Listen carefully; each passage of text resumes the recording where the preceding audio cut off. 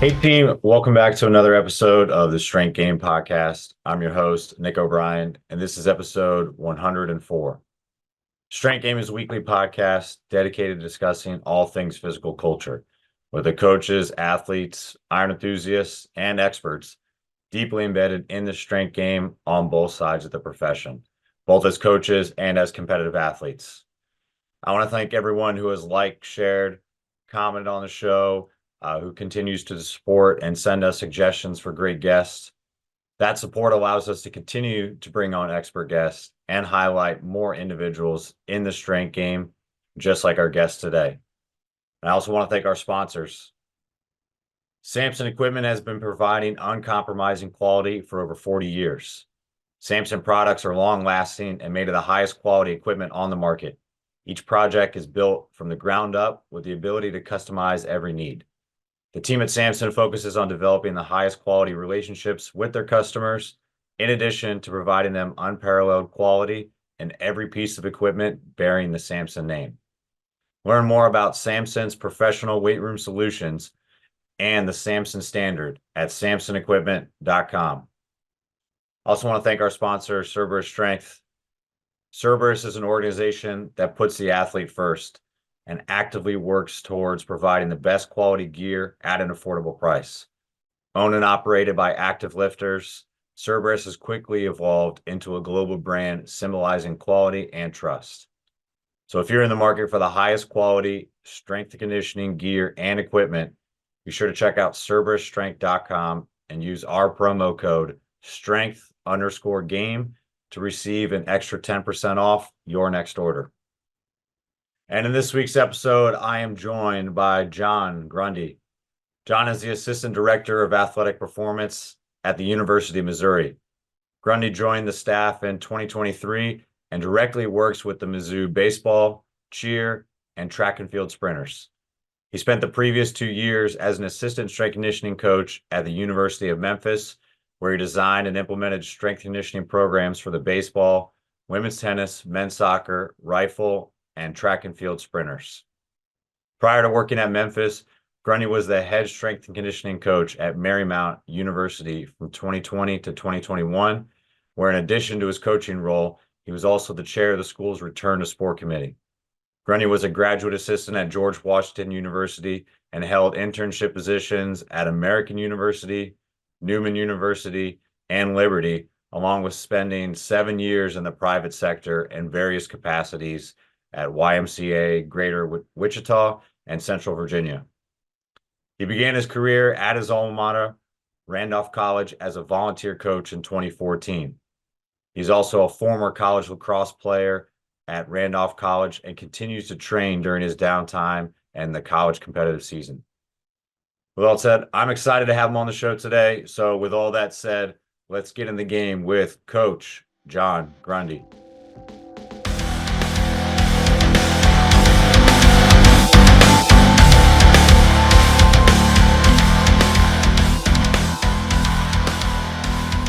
What's going on, everybody? Today I have got early in the morning Coach John Grundy. What's going on today, Coach? Man, just excited to be here and excited to be able to talk to you today. I'm happy to have you on, man. I know we're getting really close to that spring season. I mean, by the time this probably releases, we'll be in the thick of things with baseball. So, hey, we'll cut right to the chase so I can give you a little bit more free time before those guys get in.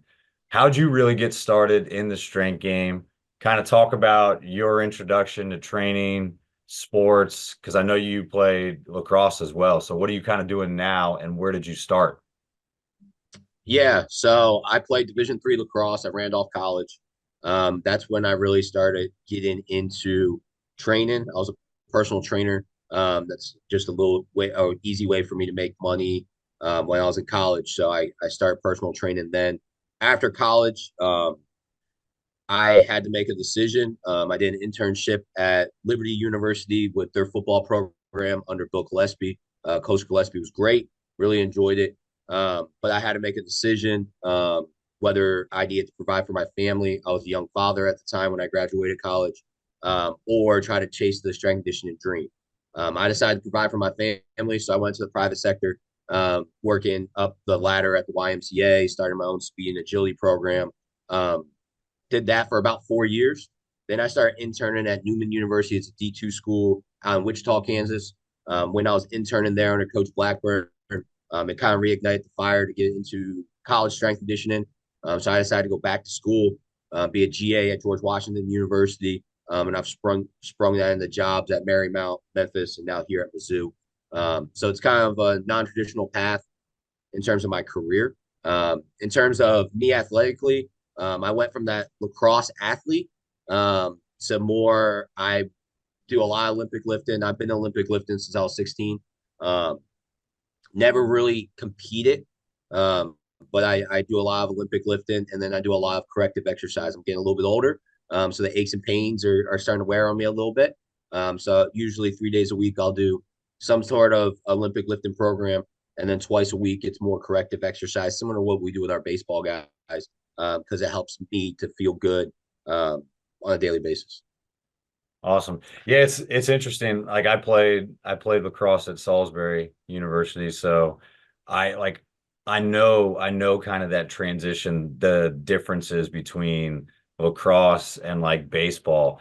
Like it's interesting to see someone that played that sport like get over to a power-based sport, but it's completely different. It's not, there's no contact. It's very specialized. You're dealing with two, like if you just want to keep it like super general, two very different positions that you can't really tie back into that sport. So that it's an interesting combo to come from that and then like still be training a lot of Olympic work yourself.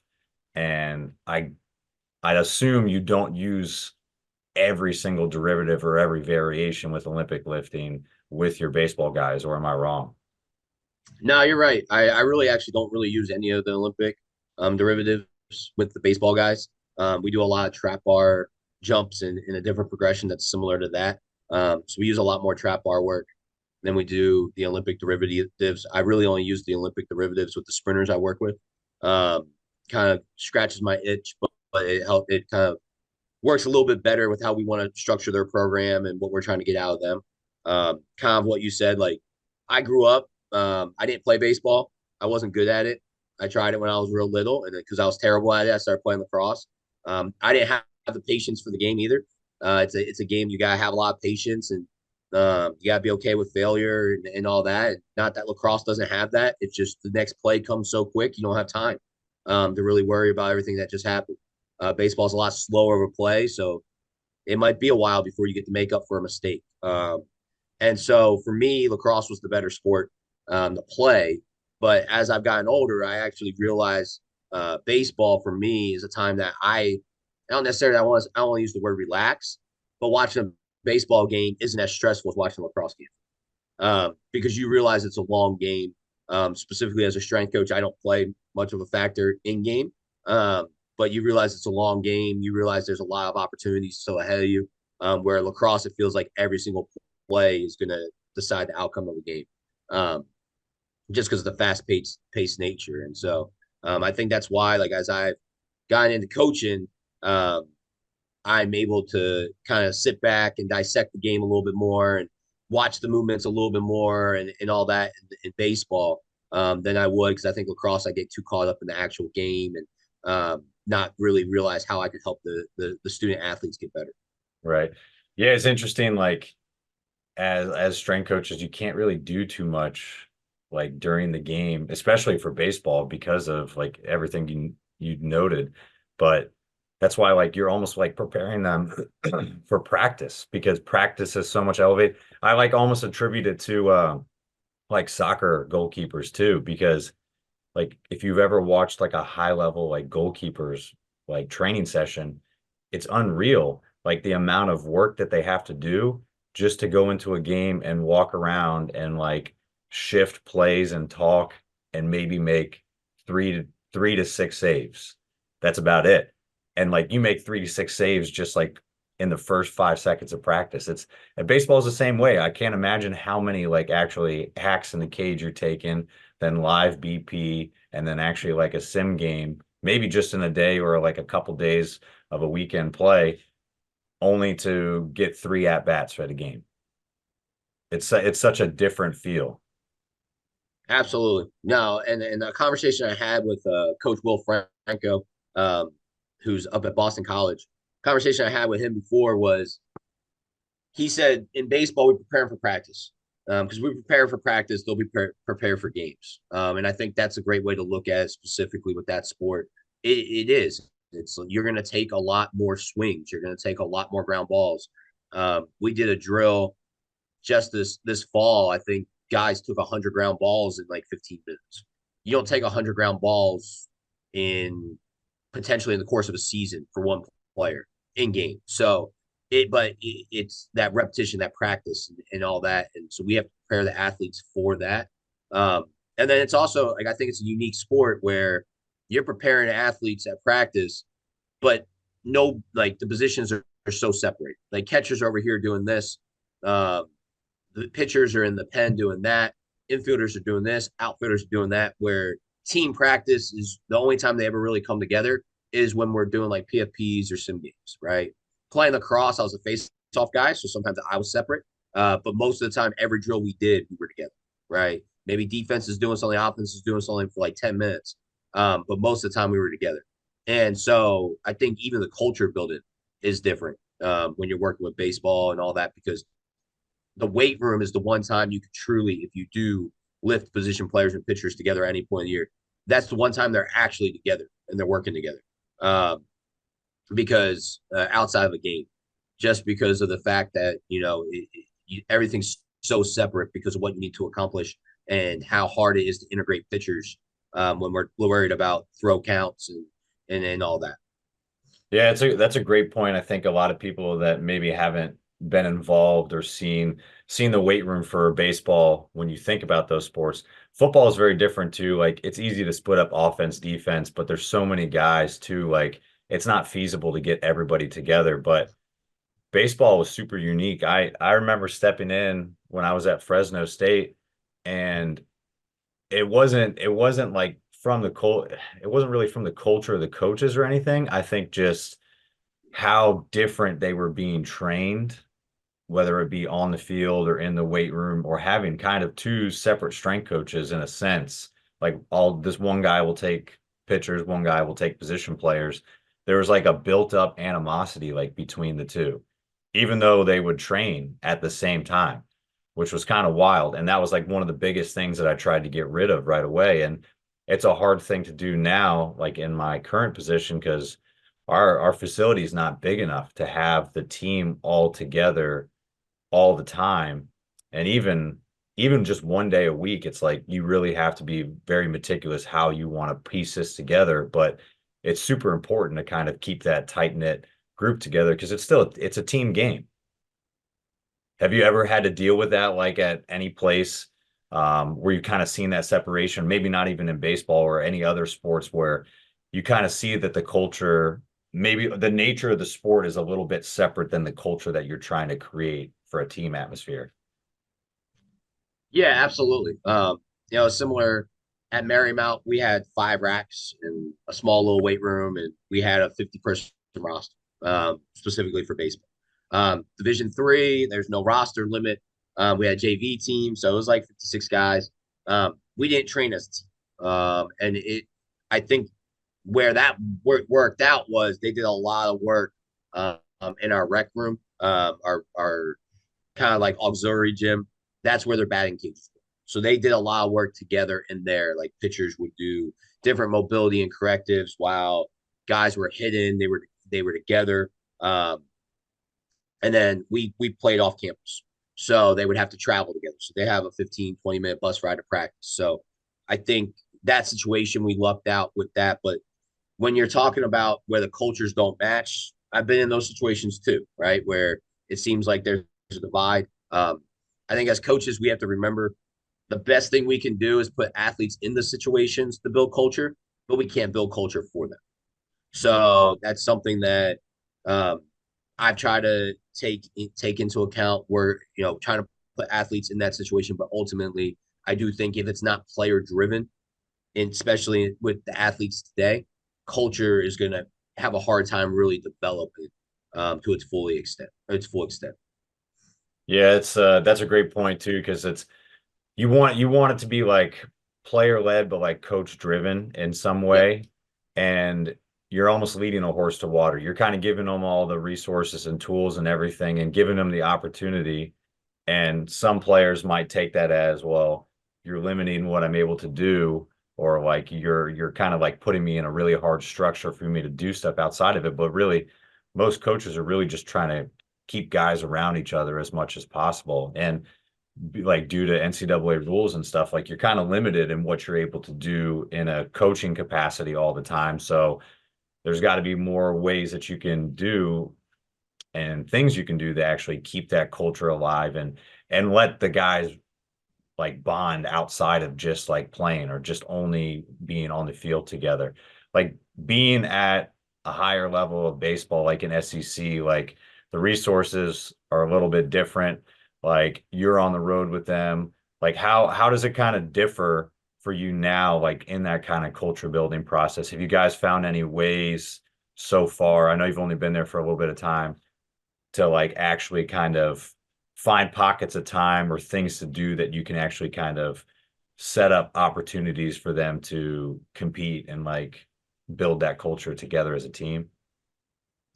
Yeah, I mean, I think for me, I'm around the guys a lot more at this level than I have been at other levels.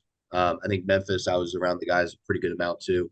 Marymount, I mean, I really only saw athletes when they came to the weight room because I was in there from 6 to 6. So for me, I think me just being around them allows me to kind of see them in different situations. So I see them on the field, I see them in the weight room, I see them just walking around campus, and you build that relationship. So the questions come more often. So this year, being we're a new coaching staff to this program. Last year, it was the same staff at Memphis for the baseball program, but they were a new coaching staff there too. So I was kind of the one who had been there before. And in both those situations, I think just players have come up to me, asked me questions like, Coach, what do you think about this situation? Like, how should we handle this situation? And kind of being a mentor to them, I think has allowed me to better lead them and help them develop that culture. I also, I mean, I came here because I wanted to be at this level, but also specifically, I enjoyed working with Coach Jackson at Memphis. Um, when the opportunity, presented itself to apply for this position, and I was blessed to get the position. I couldn't pass it up because the way he builds his culture is the same way I would build my culture. So I do want to stress we are on the same page, which makes it a lot easier because he trusts me and I trust in what he's doing. So when I'm giving advice to the guys, it's just like if it was coming from him. I'm confident we would say the same exact things. So the guys aren't getting mixed messages. And I think that helps a lot for them to feel confident to be able to say things at practice, to be able to take the leadership roles outside of practice. Because what I tell everybody was I was a 3-time captain when I was in college. I became a captain at the end of my freshman year. By my senior year, I was the unanimous captain. So I was viewed as a leader. But my senior year, my coach called me in his office because the freshmen kept getting in trouble. I wasn't one who partied. I wasn't one that went out on Saturday night. I was kind of like a hermit. I just went about my stuff the right way. And he stressed with me, it's like, we can have the best culture on the field, but it's for 2 hours a day. Cross practice is a little bit shorter. Like, you know how it is. Maybe in the weight room, maybe we're hitting 3 hours a day. He's like, but there's still 21 hours in the day.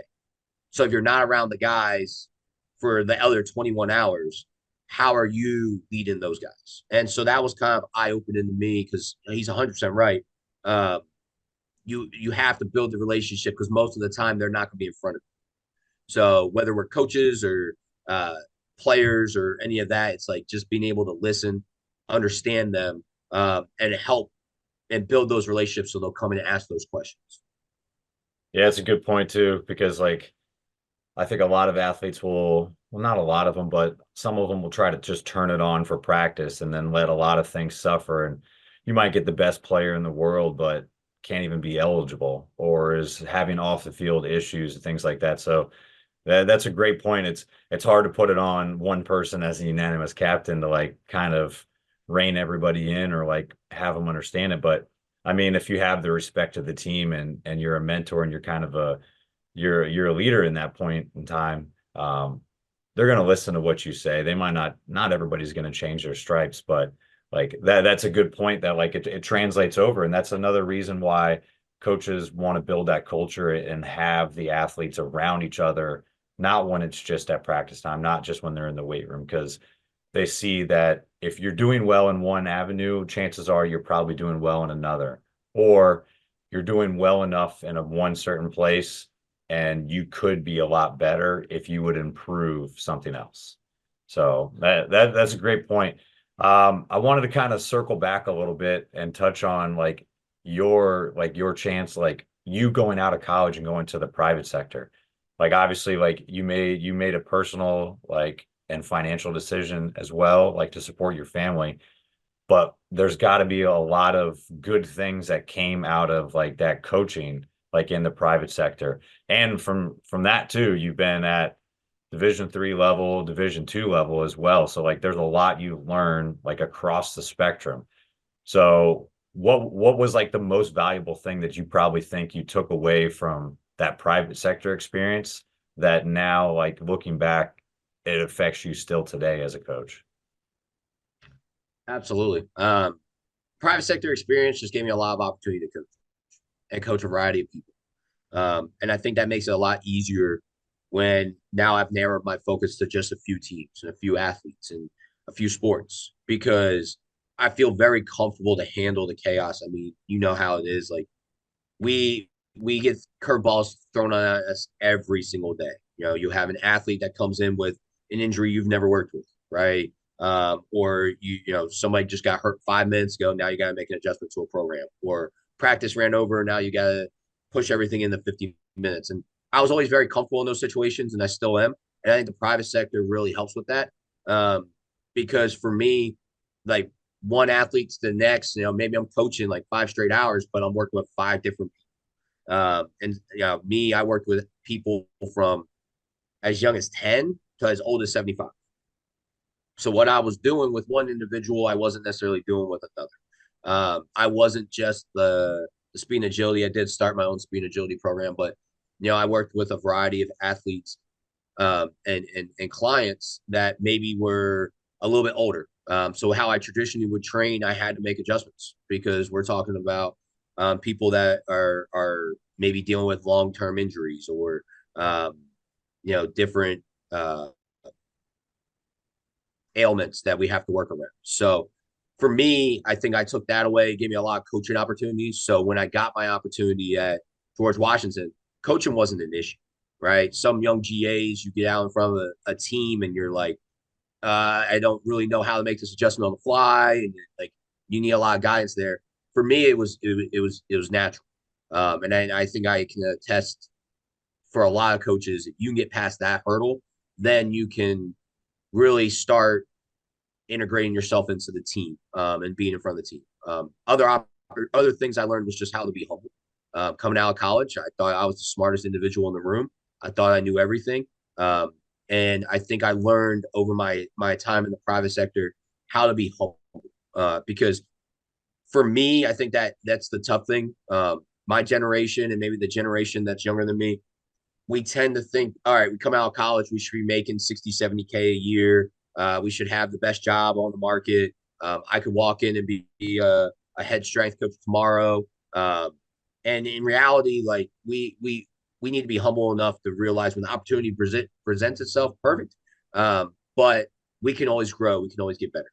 And I think the private sector kind of taught me that because I was always being faced with challenges that I hadn't been faced with before. I think Division 3 really taught me that when I was at Marymount because I worked with 20 different sports. I worked with some athletes that were natural athletes, and then some athletes that were more like me, worked really hard to play in college, but maybe naturally weren't as athletically gifted. And so, even like, you know, a prime example, I remember when I first got to Marymount, I worked our men's soccer team.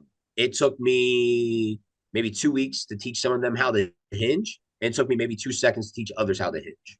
So you can only imagine when we got a group of 20 plus soccer guys in there, and you're trying to run a program when half of them can hinge after 2 seconds, and half of them have to be modified so we can develop that hinge properly. It's it was a challenge for me as a coach, but it made me better because now when I'm faced with those types of issues, not issues, obstacles, I'm able to overcome them pretty easily. And then I can dig a lot deeper into, all right, how do we get more sport specific a lot quicker at this level? No, that's a great point. Like, I think a lot of people wouldn't realize that kind of division when you get to one of the different levels. And there's a lot of you're getting kind of everything. Like you said, Division 3, like there's no roster cap. So you're getting some guys that walked on, and it's not like a preferred walk on or like we have a roster spot available, we have a locker available, something like that where you get to Division 2, Division 1. Like this is kind of like, hey, I played in high school, like I could maybe be a role player in 4 years, but like I have to fit or really like sometimes like you get to some places you just need bodies. Like I football when I was at the D3 level, I don't even remember. It's somewhere between 120 and 140 like we had in Yeah. the fall before we started cutting people. I remember one place we played Stevenson had a JV team and they had double numbers for lacrosse. And you're Mm-hmm. looking at the sideline and it goes like from end to end. I was like, what are we doing? Like GLE to GLE is just hundreds of Yep. people, it looks like. It was crazy. But yeah, you kind of feel like you're almost back in the private sector. You're just coming in a group setting because one person's really excelling at something and one person like really is struggling, has maybe never done it before too. The training differences, especially depending on the sport, can be super vast. Since you've been in every level, have you started to notice kind of as you climb the ladder a little bit and you get to like you were Division 1 level, now you're like SEC, a higher level, like arguably of baseball, obviously. Have you seen that kind of like training age gap slowly start to get closer where you could be more specific, or are you still from time to time seeing some athletes that like you're like really surprised at like how did you make it this far? Like you could be a great athlete, but really like how can you not move in this pattern? How can you not like touch your toes? Like things like that. Is it becoming few and far between, or do you still see it from time to time? Um, you still see it from time to time. I think part of that is going to be a lot of athletes today specialize at a young age, so they get really, really good at the movements that they perform on the field. But when you're not playing multiple sports, you're not doing multiple athletic movements, then you're gonna be kind of limited on the movements you can pick up. All right. The one thing I will say at this level, they pick up movements really fast. I can literally, maybe somebody's never done a linear bound before, and by the second rep, it looks like a linear bound. Where um, me personally, being a Division 3 athlete, I'm still not convinced I do a linear bound really well, right? And I've been doing trying to perfect it for years now, right? So just that's kind of how I define athletic is how quickly they pick up new movements. I think at this level, they pick them up very quickly with some with the coaching cues as I use and um, kind of them being able to feel out their body, they'll pick it up pretty quickly. So I think that's the big difference. But in terms of um, not the train age gap, I think it closes a lot quicker because of that. But you're always going to have that gap because if you've specialized, say you're a baseball pitcher and you specialized in pitching, right? But maybe you have a hard time hinging and sitting into your back leg. Well, that's something that we still have to work on, right? It's still something that maybe it's not natural. It's not how you were taught to pitch. Not necessarily wrong, but now that hinge and really allowing them to access the internal rotation and getting that glute med firing and all that. Um, those are things that I think maybe I have to coach a little more, but those are things I'm able to coach because they can pick up the basic movements so quick, right? We can max out the basic movements so quick. So that's probably what I would say is we're able to close the train age gap quicker, and get everybody on a similar program compared to some of the other stops. Gotcha. That's cool. That makes your job a little bit easier to kind of get people up to speed a little bit faster too. Like, I guess with that being said, I know you haven't been there super long to kind of get the same kind of like put your roots down exactly what the program is going to look for like at this level, but working with a similar staff at Memphis, I'm sure you kind of dealt with this. Um, does that change your kind of approach for incoming athletes or like freshmen, knowing that, hey, their potential is a lot higher than Division II, Division III level potentially, like across the board, like if you're speaking in generalities. I know that I can get there in those basic movements and they're going to be able to excel at them quicker. Does that progress those freshmen, in your opinion, faster so you can kind of integrate them with the team because they're up to speed and like you don't have to have your eyes on them all the time? Or do you still try to like kind of introduce them more to the program, to the culture and everything a little bit and slow cook them? Yeah, I would say we always kind of I'm so movement based. Everything I do is based on proper movement. I've even kind of leaned towards um, teaching athletes how to properly breathe and then proper gait patterns and being able to incorporate those proper patterns in the weight room, and how we go about how do we squat, how do we hinge, how we do our single leg movements, how we split squat, all of that. Really taking everything to a biomechanical level. So for me, I look at that as that's how I coach. And so the slow cooking process kind of comes along the same lines. A lot of times with an incoming freshman, we're going to start with a lot of bilateral and build bilateral strength.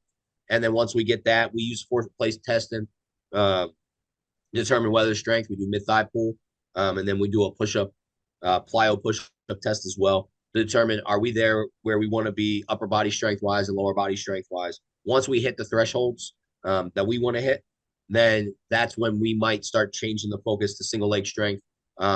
We always do dynamic movements. So I kind of break up my training like that as well.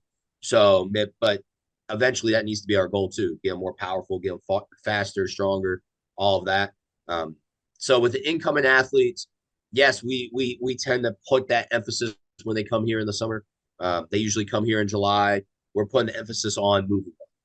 So that looks like a slow cooking process, but I think that's how I coach, period.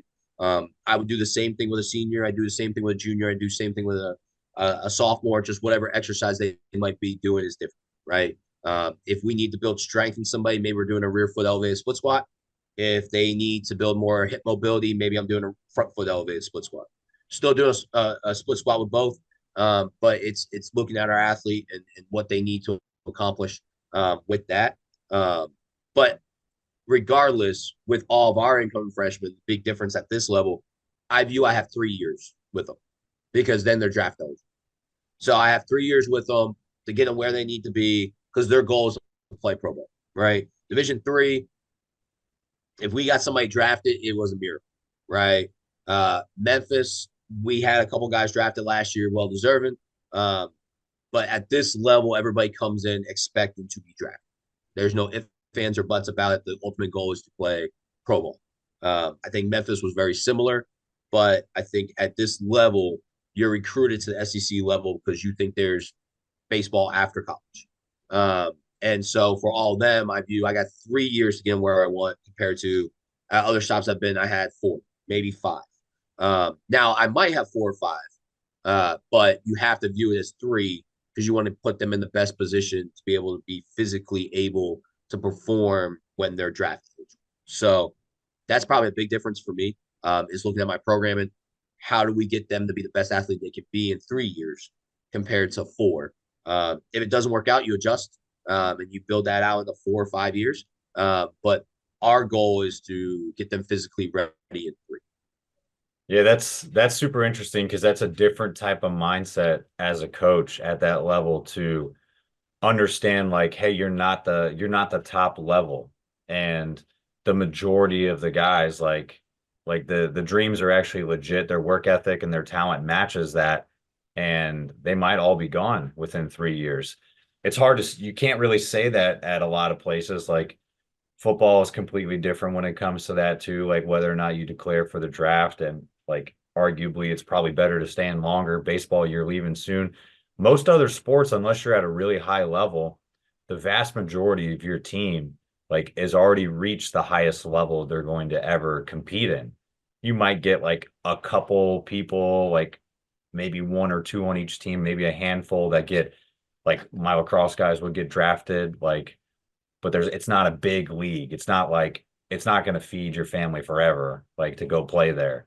It's you go, maybe you have a few players that play like soccer or baseball or any other sport like field hockey, and they're playing for the national team or they're trying to work their way into that system to like play for the Olympics or something.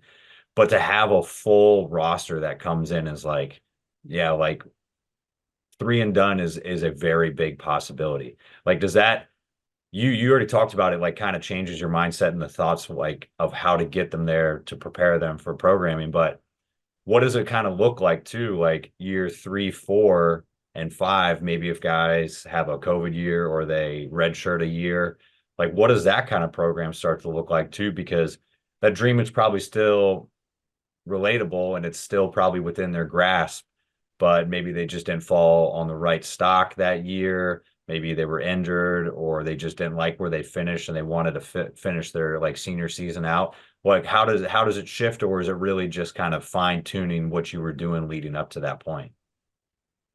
Yeah. When it comes to my programming, and what we're trying to accomplish here, we don't necessarily put year limits on it. We just put benchmarks, right? So we try to fill the buckets that are going to best help them. So that's why I start with the movement foundation bucket. I think once you fill that bucket, then you're going to move to the strength bucket. Then you're going to move to the power bucket. Then you're going to go strength, speed, speed, strength, right? And there's different benchmarks we have. We're still developing it here at Mizzou. We have more technology available to us than I ever have. I have a great director of player development that I roomed with on the road. He was at Memphis with us. He's Joe. His name's Joe Tolley. He's here at Mizzou. We have a really good relationship. We bounce ideas off of each other. So we're still kind of developing exactly what that's going to look like from year to year. We have an idea, but putting those hard benchmarks, those numbers we want to hit, using our force plate data, using our jump data, sprint data, any kind of, and all the data he's collecting over at baseball and how we want to accomplish everything. So we start with assessments. They do table assessments with our athletic trainer. I'm on base use certified. So when we build all of our movement patterns off of that, I'm very ground based. I think if you can't build mobility with your foot in contact with the ground, you can't transfer it to the field. I do movements that their foot's not always in contact, but I do as much as I can where their foot's in contact with the ground so they can learn how to properly internally, externally rotate the hip, starting with the foot, right? Because that's what's in contact with the ground. Then after we build all those movements in the weight room, all that, we're just doing bilateral strength, right? We're always going to be building strength, but does the focus turn from bilateral to unilateral, right? Then when it comes to power, right, we're focusing more on rate of force development at first. Then we're trying to move and limit ground contact. Then we're in season, we're focusing a little bit more on the speed, strength stuff. So we're always developing it. But then when we get back to the off season, what do we need? Where do we need to start? Right. So I have an example. We got a gentleman with us here at Mizzou. He's got plenty of strength. Kid's a buck 80 and he can lift the house. So for him, that strength bucket, the more I try to fill it, the more he gets hurt. So if I continue to just try to get him stronger and maybe he could add 20, 30 pounds to his max, great. But he just the way his body is at this point, it's not benefiting. So we just hook him up to a gym aware every single time and we train that way. When I was at Marymount, I think I trained similarly. I just didn't have the gym awares. I used the old school stopwatches, right? I'd say, hey, you got 6 seconds, get as many reps as you can.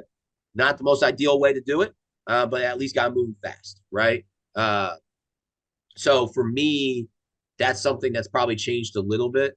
We set those benchmarks and then we base the programming off of that for the individual. I'm gonna have some individuals where the strength bucket is always something they need, right? One of the gentlemen that we got drafted last year, he was a 5th year player, and I'll be honest with you, he still was filling the strength because it's what he needed to fill. For him, he was tall, he was lanky, he needed to get stronger. Stronger translated to the field for him, right? The other gentleman that got drafted got a lot stronger. So for him, we were focusing a lot more on the power-based stuff the entire offseason because he had gotten a lot stronger in the year leading up to that. So the strength bucket for him wasn't something that we need to fill as much. And so I just focus on filling those buckets. Like I said, my goal is for it to be after year 3, but if it takes 4 or 5, that's what we do. And the biggest thing I want to stress though is sometimes they never get to the same development phase because sometimes you have a kid who's just really good at their sport. And so physically, maybe they haven't maximized it, which is okay. But the skill component, they're ready to go to the pros. And that's where hopefully I've set them up. So when they get to the pros, they're in the best position where those strength coaches can continue to develop them. And then it gets them through the minor leagues quicker and then hopefully in an MLB state. Awesome. It's not really a fair question to kind of ask you too, because you haven't really got to that point. You've had some players that maybe were at that point, but not really with your system. So like 3 to 5 years, like you haven't seen the development of a player from a freshman to that point. So I know that's something you got kind of work towards and keep filling those benchmarks. But I think that's a great way to put it rather than kind of putting a timestamp on it. Because to your point, some athletes will never reach it. Some athletes will always be calling upon that as their main emphasis, the thing that they need the most. And yeah, if you're skillful or not, you're going to go to the pros. That's just how it works. You just hope you set them up in a right position for them to be successful there. Like knowing that they're going on, like, do you have any contact with like, or friend, like colleagues and stuff like in the minor league system where you're kind of like seeing what's possible there? Like, what are some things that like you can do to prepare your athletes for it? Because I know like when I had a lot of guys getting drafted all the time and I would talk to some of like the guys, like the minor league guys coming up, they would always say like our guys are more prepared. Like they're like the autonomy that they have, like they go into it, like they don't have to be really taught. As soon as they're taught once, they're good to go. And I was like, oh, that's great. Do you try to find ways to like kind of build that in so the guys kind of have a little bit of a choice, or is everything kind of for the most part predetermined, like what you're doing?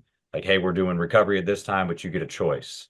Like, how does that kind of work, especially knowing that you're going to be training on the road for a long season as well?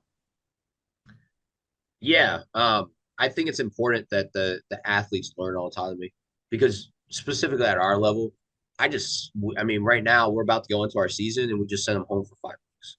So like if they don't learn how to make decisions, you could write out the perfect winter break workout plan, but things happen, right? You're at home and mom wants to go. I mean, this happened to me just last week. Mom wanted to go take family pictures. Well, those take all day, and now I don't have time to go train today. So now the schedule's all messed up, right?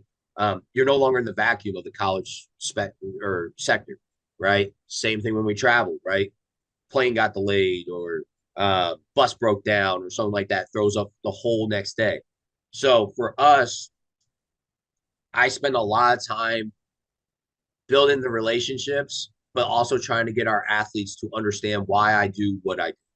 So they fully understand, all right, this is what coach is trying to accomplish, and this is why he has it structured the way he has, right? Some of my exercises, our guys will tell you, I don't know if I could do that without you. That's fine. Could you make a decision, though, to do something else that would accomplish the same thing? And that's really what my ultimate goal is. I think we got there in my couple years at Memphis. I think a lot of our guys could come in, run their own program. They liked having me around because I'm able to coach them and see little things that they don't see.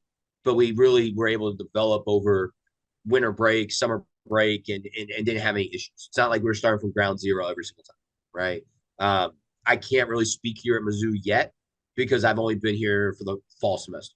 So hopefully we're developing the same thing here. But I think it's really getting them to understand and like what makes me feel good, the structure that makes me feel good, and why I do what I do, right? We run a high-low system. Why is that important, right? How does that match up with my throwing schedule? I think with pitchers, they tend to catch on even quicker because they're trying to match everything with their throwing, right? I'm throwing live on this day. What days should I lift? We structure all that for them, but there's always like a conversation, right? Hey, coach, like I didn't feel great last time I lifted, or sorry, last time I threw. All right, what were you doing leading up to it? Let's have a conversation. We might make an adjustment, we might not. If it's one time thing, let's see how you feel next week, right? If it was, all right, we introduced this exercise, it didn't work out. All right, let's try this, right? And you deal with pitchers where sometimes the elbow's just ache, right? The shoulders just ache. So we have to constantly make those adjustments as a group with different players, but it's having those open lines of communication. So they ask a lot of questions. And then we have a lot, like we have very intelligent athletes. The more questions they ask, the more they're gonna be able to make these decisions on their own. And I do agree with you, like them being able to make those decisions are really important. And then my goal is by the time we've had 4 years together, it's as much as in season, it's gonna be as much as me just asking you, hey, like what are you thinking? How are you feeling today? Let's have those conversations. So we built those relationships. But I think early on, the guidance is really needed because we're talking 17, 18-year-old kids. They need that guidance because what they did in high school when when I was 18, I felt invincible, right? The fatigue, the grind didn't bother me. I try to get them in the mindset, you're 32, right? Even though they're 18, you need to take care of your body. So when you are 32, you still feel like you're 18. And that's why for me, I think in the beginning, I have a lot more guidance. And then as we build the relationship, as the trust is built between me and the athlete, but the athlete and me as well, then by the time you're a senior, we have those conversations all the time. Prime example, last year, one of our pitchers, he was great. Me and him had a ton of conversation every week. All right. How'd you feel last time? What did we do? All right. Cool. Grunt, I didn't pitch well. Yeah, but did you feel good? Yeah. Okay, you just didn't pitch well. We're not going to make an adjustment. Or I felt pretty fatigued. Okay, let's adjust this to see how you feel. Go out and shove. Perfect. Right. But I knew we could have those conversations because we've been working together for a couple of years, and he was at that maturity. So I think for us, that's the ultimate goal, and I think that's the best way we can set them up. Because in my understanding in pro ball, I don't have a ton of contacts. That's something I'm still trying to build in pro ball.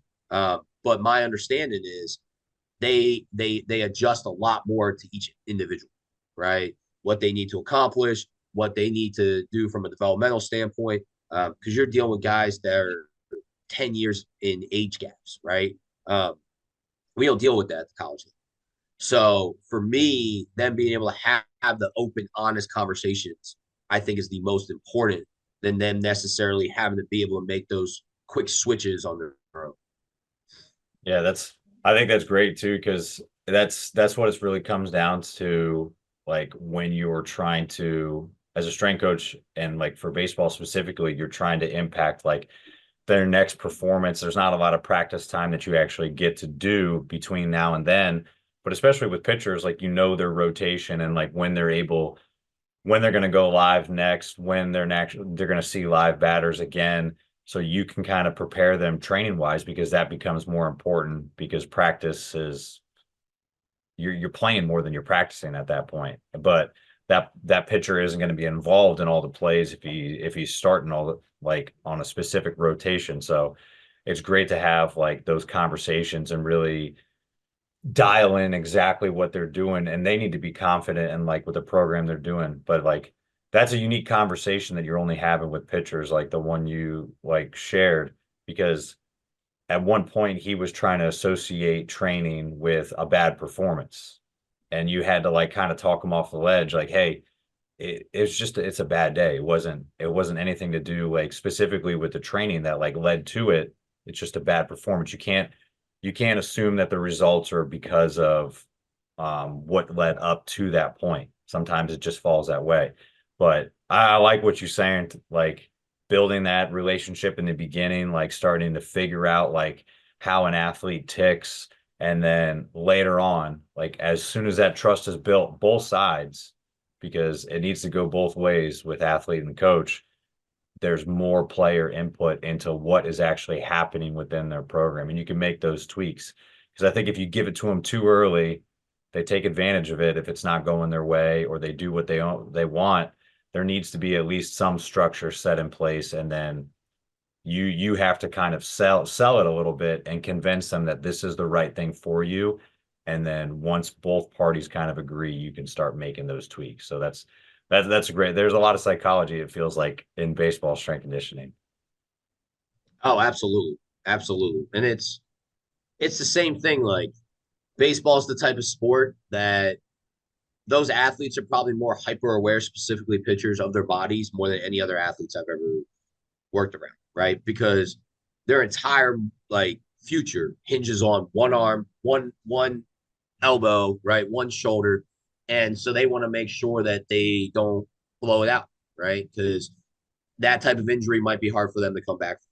So them being able to understand their body and what's the difference between soreness and how do you feel beforehand and all that for me is key. But that trust has to be there, right? If they think, I'm going to tell you, coach, I feel great every single day. Well, that's not true. Like nobody feels great every single day. Now, if they really do, that's amazing. Let's write a book about it because I mean, whatever we're doing is working. But I think that trust that they can give you an honest answer.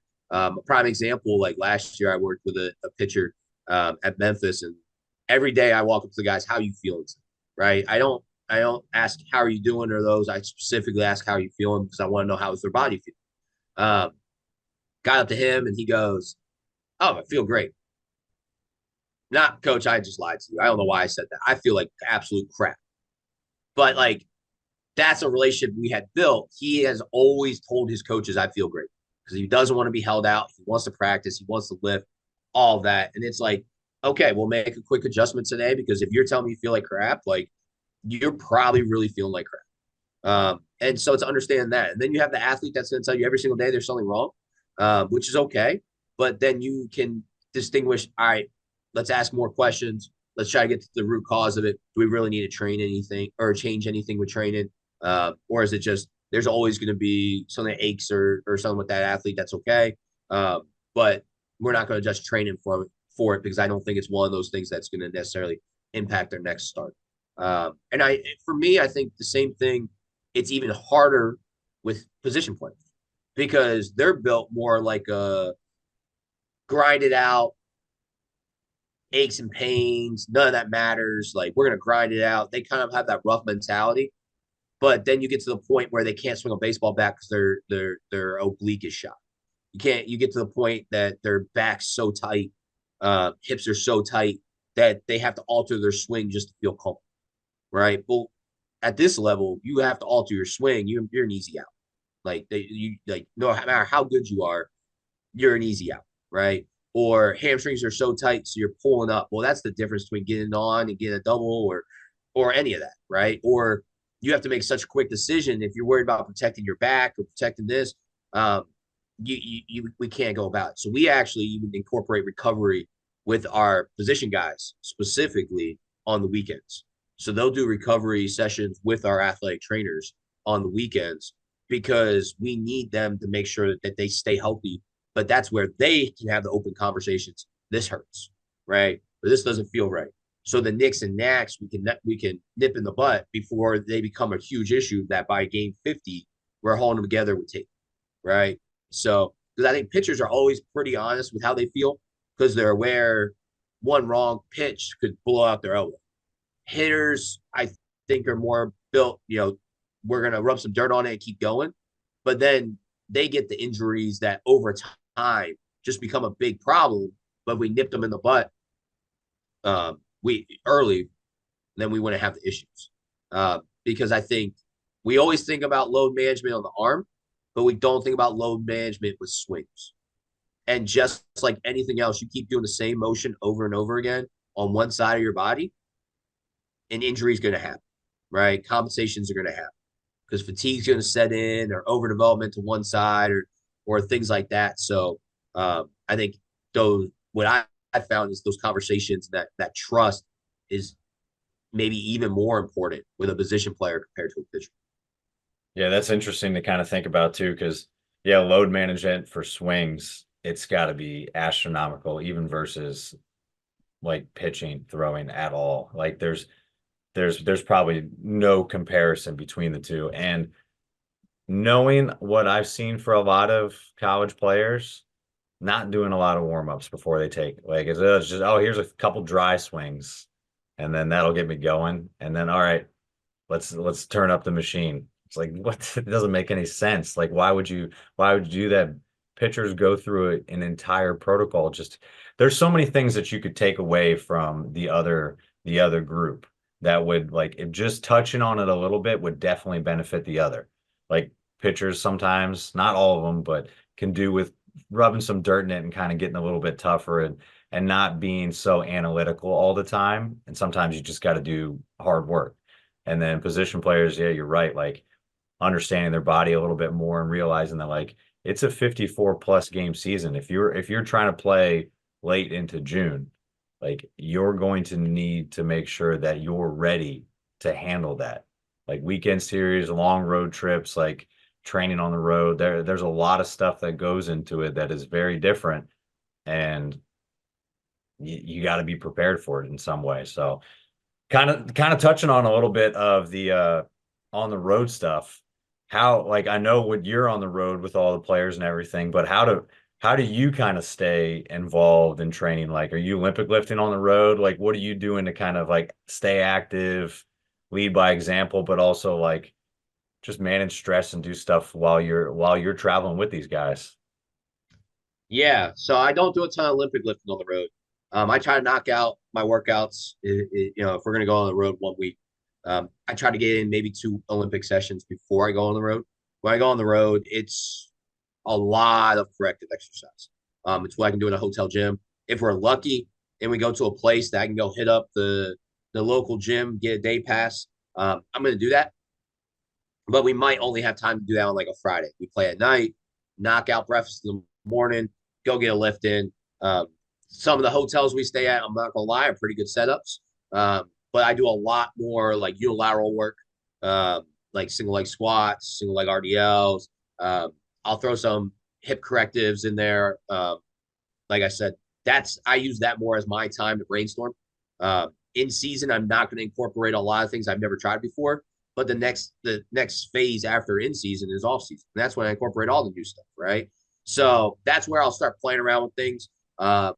If I'd seen it in a course or maybe another coach did it or maybe it was just something that hey I see this I'm going to play around with it. So I use my hotel workouts to play around with a lot of that stuff, just to better understand how can we accomplish these biomechanical problems that we're seeing, right? Like I had a great conversation with one of our pitchers the other day. He's like, Coach, when I do hip work with you, I feel great on a consistent basis. But then it seems like I still get tight daily. And what I told him was plain and simple, it's because of the way you walk. I'm not trying to say we're gonna fix that today, but it's because of the way you walk. And can we make some strides through it? Cool. So but that's an off season. Right now, you're in line. You're potentially going to be one of the weekend starters this year. We're not going to mess with your gait right now because that's just going to add fatigue to it, right? We'll continue to work on mobility and those types of things. But that's stuff that we're going to accomplish in the offseason. Well, it's the same thing with me. I can use the time in season because I have more time on the road to play around with those things. So get up at 6 a.m. There's nobody in the hotel gym. Because if there was, they would give me the weirdest looks, the type of stuff I do. But that's really, really what I do on the road. And it better prepares me to incorporate it in the summer with our freshmen, with our guys who are staying to develop. And then in the fall, when I have 40 guys on teams. And how do I coach that? Like last year, I did a lot of so I did Connor Harris's biomechanics course. It's phenomenal. It's absolutely kind of changed the way I think of the body and all that. But I did a lot of breathing and how do you teach athletes how to properly breathe. And so we started incorporating that. But that's a lot of stuff I did. And then a lot of the hip internal, external stuff with the foot in contact and how do we biomechanically get that to work compared to just using mini bands and all that. And I played around with all that. And we were able to incorporate a lot this year into our training. And I was able to coach it better. So that's kind of how I use my training on the road. If I'm lucky, we'll get to a gym and I'm going to get a heavy set of squats in and maybe get some cleans in. But most of the time, if we get to a gym, I'm going to get a nice solid arm farm and just feel good. I'm a big arm farm Sunday guy. Before Sunday's game, I get up in the morning, we're at home, go on the road, get a nice arm farm, uh, feel really good, and then go out to the field, get a W, and go home. Nice. I like it. It's a good way to do it. Like you don't really know exactly what you're going to get on the road. And obviously, you got a new kind of schedule to kind of play around and who you're going to meet up with when you actually go to play different opponents this year. But using kind of your own training as a guinea pig and kind of prepare for the next season, it's a perfect opportunity to do it too when you have like less tools available and you really don't know. You're kind of getting a grab bag when you go to that hotel. It probably makes you feel like just like being back like at the D3 or like private sector where you have to be really resourceful. You have to kind of like deal with the chaos and you have to kind of think of things on the fly. And that sparks a lot of good ideas. Like I feel like most of my good training ideas end up coming like when I'm training. And yeah, it throws off my own training a little bit too because I get super distracted and I realize that I just took like 8 minutes as a rest between a set because I'm writing notes down. But it's super beneficial as a coach because like the wheels start spinning and you realize like this could be applicable for my athletes like down the road. So no, I completely understand that feeling. It's gonna be you're gonna have some long road trips. I'm sure you're gonna get some good stuff in and then blow it out on Sunday for sure. And so, hey, the last thing I wanted to ask you was kind of stepping into this new role. You haven't gone through a full season yet. You've gone through the developmental season. You're about to lead into like the spring competitive season. What are kind of your like stepping into this role with the new team and everything? What are your kind of like goals for success? Like, how would you deem it a successful spring season, maybe team wise, and then like personally as a coach? Like, what are you looking to accomplish the most, like leading into this competitive season? Yeah. So team wise, for me, it's stay healthy. Um, and that's something that we struggled with last year. We were 21-4 before a bunch of injuries happened, right? And that's not a knock on anybody that was here. That's it's not injuries just happen. Things happen, right? Um, my hope is that we've prepared our athletes that they can stay healthy because I think the talent is here that they can, and it's everywhere I've been. If I can keep them healthy, that's the best thing I can do to give them an opportunity to be better, right? Because if you can't stay on the field, specifically like a sport like baseball, where everything's about timing, everything's about progression from week to week. If they have to sit out a week or two, their timing's off, right? And then it takes them a little bit of time to get their swing back. If they have to miss a start, their whole schedule's thrown off, right? So the goal is to stay healthy. It was my goal last year at Memphis. Um, and that was something we struggled with my first year at Memphis too. Like we had some arms that went down and it really threw everything through a loop. Guys couldn't stay on a consistent schedule. Um, so that's the number one. If we can stay relatively healthy, it was a successful season. What it shows is the structure that we built, the support that we put around the guys between the athletic trainer, myself, the coaches, prepared them to the best of our ability. Um, that being said, like we can't prevent injuries, so like that's not the only thing I deem successful. The other thing is we take a lot of KPIs. So that's the other way I kind of measure was a successful season. Um, Number one, what does body comp look like at the end of the year? Were we able to make sure that we got the nutrition that the guys needed to make sure that they could stay strong? It is a long season. They're long days. What people don't realize, baseball game days are 6 to 8 hours, right? The game itself's 3, but BP's 3 to 4. Then you're talking like an hour after the shower. Like it's the toughest sport I've ever worked with on game days because like it's real. Like you have to feed them in the game. Like you have to because if they go 8 hours without eating, they're going to lose weight, right? And then you do that playing 4 days a week. You lost 10 to 15 pounds by the end of the year. It doesn't matter what training I've done with you. You're not as strong. Like that body comp, being in that calorie deficit is going to make you feel weaker, right? So that's not necessarily like I want them at an ideal body comp, but what we go in with, that's what we have, right? And it's one of those situations that's not when I'm talking body comp, I sound like I want to be here or there. It's what we go in with is what we finish with. So were we able to set them up? Because I handle a lot of the nutrition, meal ordering. I work with our nutrition staff here. Did we set them up to be able to maintain their weight so they felt good late in conference play. And the other KPIs, we do jump testing, sprint testing, and force plate data. Are those looking within 5% of our baselines in the beginning of the year, right? If they go up, great. Some young train age guys, they continue to gain. But by the end of the year, are we still at least maintaining what we had built in the off season? And if not, what point of the year did we start to go down, right? Are we going down right before conference play? All right, then I relook at my programming for the entire year to make sure we're peaking at the right time. This will be a different type of year for me. I've never played a 10-week conference schedule, but in the SEC, that's what we do. We play a 10-week conference schedule. So we start conference play pretty early. We only get 4 weekend series before we start conference play. That's something when I was at Memphis, we got 6. So we had an extra 2 weeks of training before we even started conference play. So my timelines had to change a little bit for that. So that when it comes to a team, that's kind of what I'm trying to accomplish. And I would consider it a successful season. I try, ultimately for the guys, I want them to win a championship, right? I want them to go out, but we want to go to a regional, all that. That's our team goal, 100%. So for them, that's what I want for them. But I realize them and the coaches play a much bigger role in that in season than I do. I'm not going to go out there and pitch for them. I'm not going to go out there and hit for them. I'm not going to, if they did, trust me, we wouldn't stand a prayer. But for me, I look at the successful season on the other sides, right? But for them, I do want them to win a championship. They've worked hard. I want all the hard work to pay off. I want the culture to continue to grow.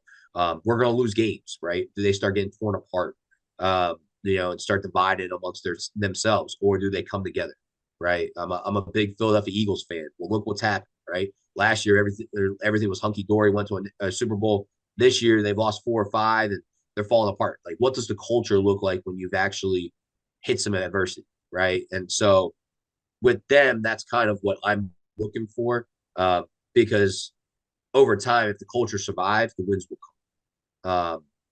But our ultimate goal is, of course, being the SEC. We want to play in a region. We haven't played in a regional since 2012. So ultimately, that's where we want to be. Yeah, you got big goals and definitely a lot of stuff to look forward to for this upcoming season. And it's great to have kind of all those things put into perspective, especially knowing your role. It's no less important than someone else's on the staff or within the program and the team. It's just different. And being able to control those things and put them in the best possible position for them to be successful and be healthy and perform. That's all you can really do, and that's all you can ask for. So that's awesome. I hope you guys have a great season. So, hey, coach, like any good training session, we end the show with a finisher. So I got 4 quarters, 4 questions, and a little bit of extra innings at the end. So you can go as fast as you want and go rapid fire, or you can take your time on any of them. But you ready? Yep. All right. First one, biggest influence in strength and conditioning and favorite athlete growing up. Favorite athlete growing up was Brian Dawkins. My man brought energy every day, and no doubt was my favorite athlete. Biggest influence on strength and conditioning. Oh man, I've had so many great mentors. I'm just going to name a few: Sean Foster, Todd Hammer, Nick Higgins. Those would probably be my top 3. I don't want to necessarily pick one or another. They were 3 mentors that really helped me a lot. All right, I know a few of those guys. So, what can you be found doing when you're not coaching, you're not training? What are some of your hobbies outside the weight room? I know it probably shifts a little bit in season and out of season. But what are your kind of go-tos to get away from the weight room? I'm a girl dad. I got two girls. So I hang out with my wife and kids and try to help my wife when I'm not busy. So just a lot of time with them. We hike. There's great trails in Columbia. We go to sporting events together. So yeah, I'm a girl dad. Awesome. Hey, so if you weren't in coaching, what do you think you might be doing as a profession right now instead? Yeah, I mean it's a great question. I'd probably run in my own facility somewhere instead of coaching, to doing the more the managerial side of things.